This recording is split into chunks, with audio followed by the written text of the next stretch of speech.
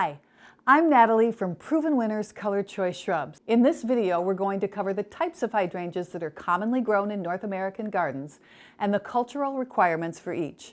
Hopefully, this will help you choose the right hydrangea, one that'll thrive in growing conditions of your home landscape. First is the classic big leaf hydrangea, Hydrangea macrophylla, but you also might hear it referred to as hortensia, mophead, or florist hydrangea.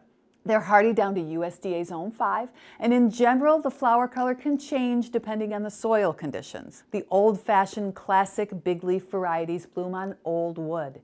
This means they set their buds for the following spring after they've completed their blooming cycle. This type of hydrangea should not be pruned. Plus, they might need protection in early spring to ensure their buds stay intact. Proven Winners varieties that bloom on old wood include the City Line series,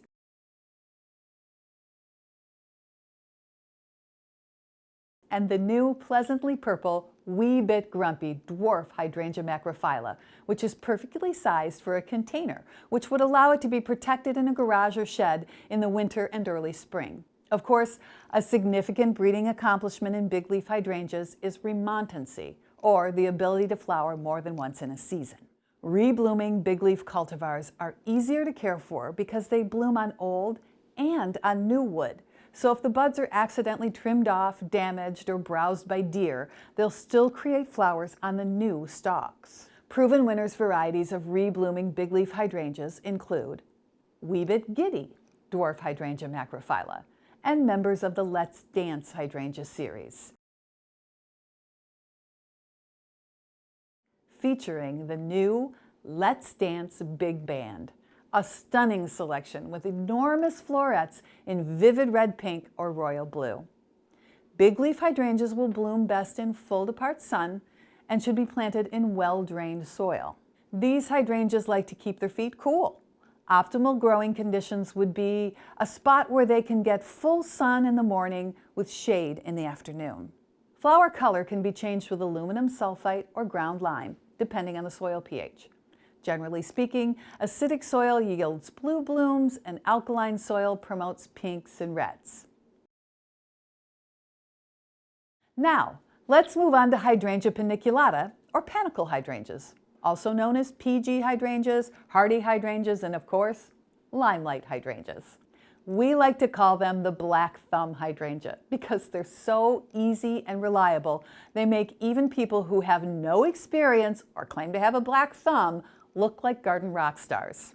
Panicle hydrangeas grow over much of North America, from chilly USDA Zone 3 through balmy USDA Zone 8 or even Zone 9. They bloom on new wood so they can be pruned in late winter or in early spring. Paniculatas are the most sun-tolerant of all hydrangeas, and we recommend 4 to 6 hours of bright sun each day. It encourages the strongest stems and the most flowers.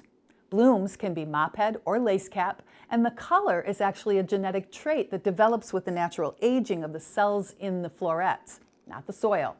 Flowers will transition from white to light green to a wide array of pinks and red, creating a really great color show. Proven Winners varieties include Little Quickfire, a dwarf version of our best-selling Quickfire hydrangea. This has lace cap flowers that bloom up to a month earlier than other panicle hydrangeas, but it's in a compact size. Also Zinfandel, with large mophead blooms that take on red to pink tones from the bottom up, creating a really popular shaded effect. And the new Limelight Prime, an improved limelight with flowers that stay green longer, then transition to a deep pink. Those flowers are held up on strong stems, on an upright but more compact habit. Panicle hydrangeas bloom on new wood. In other words, they create their flower buds for the year after they've begun to leaf out in the spring. Though it isn't strictly necessary, pruning in the spring does encourage stronger stems, better blooming, and an overall more attractive shrub. Next up is Hydrangea serrata, otherwise known as mountain hydrangeas, because they're native to the mountains of Korea and Japan, as opposed to the milder coastal home of its relative, the big leaf hydrangea, which makes them naturally more bud hardy than big leaf as well. Mountain hydrangeas have lace-cap flowers with easily accessible fertile florets that makes them an attractive choice if you're looking for a hydrangea that attracts pollinators. They'll do well in full sun to part shade, and many are small enough to be used in containers. Hardy down to USDA Zone 5, proven winners cultivars of mountain hydrangeas bloom on old and new wood, making them excellent rebloomers, such as the Tough Stuff series and Tough Stuff Aha, the 2021 Proven Winners Hydrangea of the Year. There's also a new H. serrata in town. It's called Let's Dance Can Do, and it can do just about anything you want a hydrangea to do. Because it's a mountain hydrangea, it's technically a lace cap, but the flowers are so full you could mistake it for a mop head bloom on a big leaf hydrangea. The blooms of Let's Dance Can Do are a beautiful silvery pink, but like all mountain hydrangeas, they can be blued when treated with aluminum sulfate. Let's Dance Can Do isn't just our strongest rebloomer, it's also the fastest to rebloom, providing a continuous flower display all summer. But that's not all. It also sets its flower buds along the entire length of the stem, not just at the tips. So if it's cut back, damaged by cold temperatures, those old wood buds will still develop into flowers. Are you looking for a native, easy-to-grow hydrangea? Hydrangea arborescens, also known as smooth hydrangea, could be the perfect plant for you. Because they're native to North America, they enjoy many of the qualities that make them very easy to grow.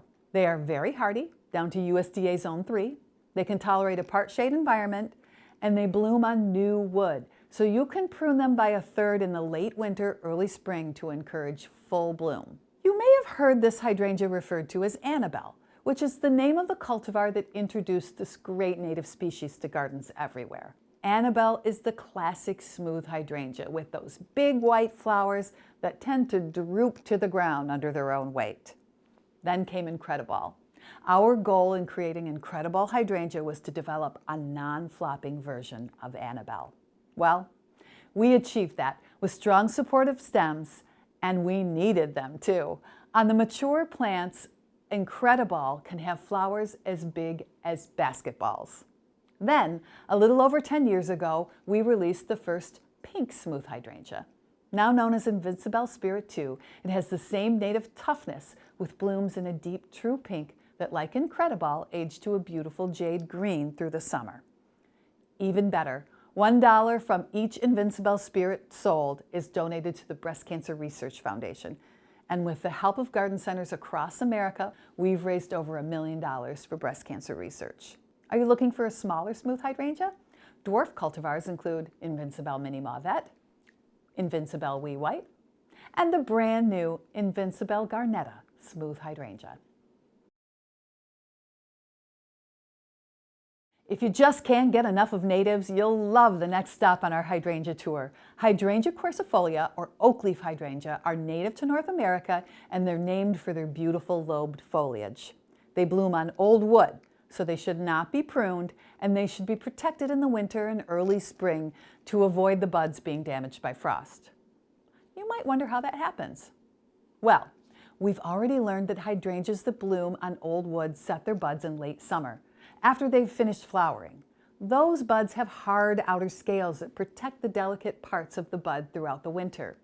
When the weather warms up, those scales soften and open as the bud expands, leaving that little tender bud exposed. So, winter weather isn't actually the problem. It's in the spring when several days of warm temperatures are followed by a sudden freeze, and those tender, partially exposed flower buds can be damaged. This can be remedied in quite a few ways, but often people will simply cover these shrubs with sheets or light blankets until the frost subsides. This might seem like a lot of work, but it's worth it. Oak leaf hydrangeas have beautiful, elongated blooms that can be mop head or lace cap. Colors can range from white to green to pink. Best of all, oak leaf foliage also puts on a show, turning mahogany red in autumn. Oak leaf hydrangeas are hardy down to USDA Zone 5 and could grow up to 10 feet tall, but compact garden-friendly cultivars like Gatsby Gal have made this beautiful native hydrangea a more accessible choice for smaller spaces. Now that we've covered the 5 hydrangea varieties, here are some quick pointers about hydrangea care. All hydrangeas need sun each day. Many people think of hydrangeas as shade plants, but they'll flower best with at least 4 hours of sun, ideally in the morning. Panicle hydrangeas are the most sun tolerant, and they can take full sun in northern climates. Hydrangeas need plenty of water, especially as they're getting established. Hydrangeas have a shallow root system, so they can dry out quickly. A 2 to 3 inch thick layer of shredded bark mulch is a useful addition to any hydrangea planting. Panicle and smooth hydrangeas flower on growth created in the current season, on new wood. As a result, these plants flower reliably each year, no matter what the climate, pruning, or curious critters. Some cultivars of bigleaf mountain hydrangeas, as well as oakleaf hydrangeas, flower on old wood. That's growth created in the previous season. Flower buds on these hydrangeas begin to form in late summer and must be undisturbed through fall, winter, and spring in order to flower the following summer. Hydrangeas that bloom on old wood will not flower if they're pruned. Pruning at any time will remove the potential flower buds. If they're browsed by deer, which will eat the flower buds, and if they're damaged by late season frost. Reblooming hydrangeas, also known as remontant hydrangeas, can be big leaf, like the Let's Dance series, or mountain, like the Tough Stuff series. These hydrangeas can flower on both old and new wood. Even if the buds are damaged in winter weather, the plant will still flower on the wood it produces in the current season. All hydrangeas undergo some color change as their flowers age, but only big leaf and mountain hydrangeas can change their color in a predictable, controllable way. It's not the pH of the soil that's responsible for this change. It's actually the presence of aluminum in the soil that does it.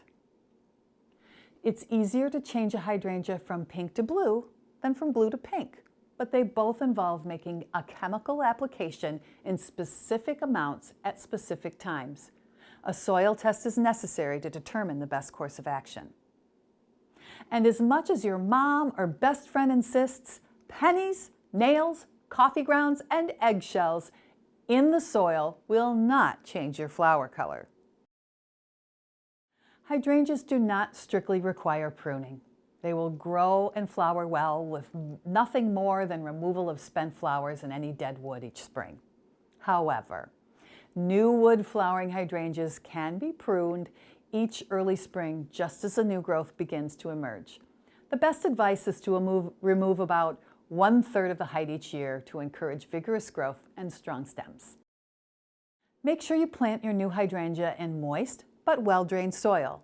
Hydrangeas will not tolerate wet feet. And do not amend the soil when planting. No compost, potting mix, topsoil, nothing. Amending the soil can lead to something called the bathtub effect, where water infiltrates really rapidly into the soil amendments, but as it hits the natural soil surrounding the hole, it slows to a halt. During that time, it sits around the roots, leaving them susceptible to rot. Just make your life and your plant's life easy. Plant directly into natural soil only, water after planting, and apply 2 to 3 inches of standard bark mulch. And that's it. I hope you enjoyed this little hydrangea tutorial, and I wish you a happy, healthy, and hardy planting season.